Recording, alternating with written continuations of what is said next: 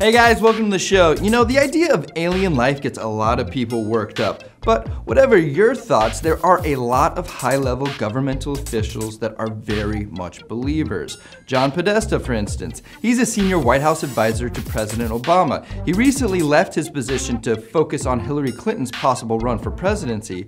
But before he did, he tweeted, "Finally, my biggest failure of 2014, once again not securing the disclosure of the UFO files."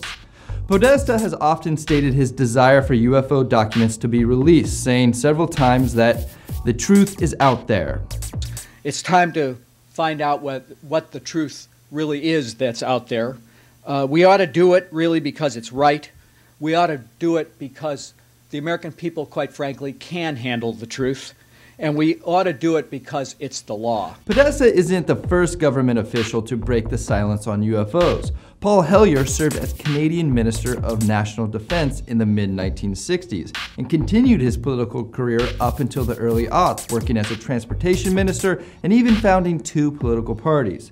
With such high credibility, it surprised many when, in 2005, he announced that he believed in UFOs and more. During the Cold War, 1961, there were about 50 UFOs in formation flying south from Russia to across Europe.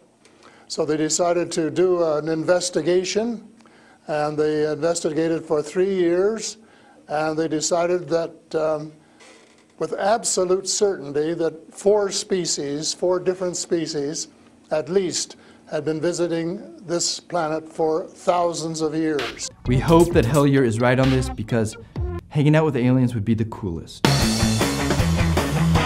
Sup? We're best friends! Sweet!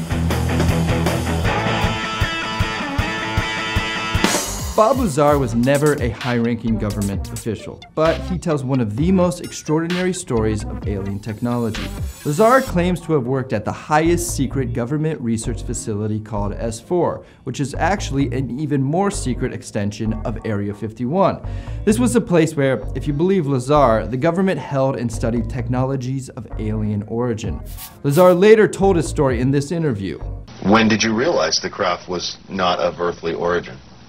It probably really hit me when I got inside the craft and looked around and began to understand how the craft was operated and finally grasped the whole project as a whole, as what we were doing, the fact that we weren't building this thing, we were trying to find out how it was made. We were back engineering it.